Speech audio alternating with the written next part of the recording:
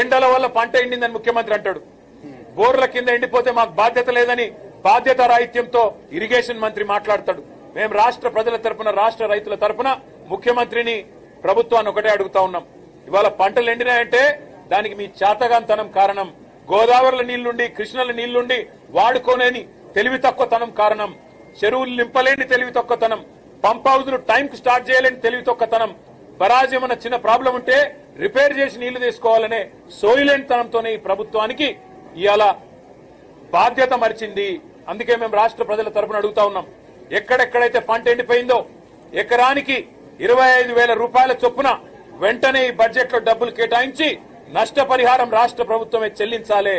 రాష్ట్రంలో లక్షలాది ఎకరాల్లో పంట ఏదైతే ఎండుతుందో దానికి ఖచ్చితంగా ఈ ప్రభుత్వం రైతులకు క్షమాపణ చెప్పాలి. ఇలా భూగర్భ జలాలు అడుగంటున్నాయంటే ఖచ్చితంగా దానికి కారణం ఈ ప్రభుత్వమే.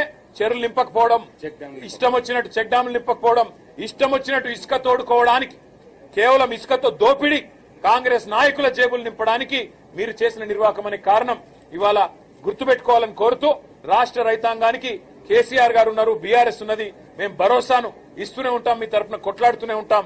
ఎక్కడెక్కడైతే పంటలు ఎండుతున్నాయో ఆయా ప్రాంతాల్లో పర్యటించి రైతుల్లో మనోధైర్యాన్ని నింపడానికి మేము ప్రయత్నం చేస్తూనే ఉంటామని చెప్పి కూడా తెలియజేస్తూ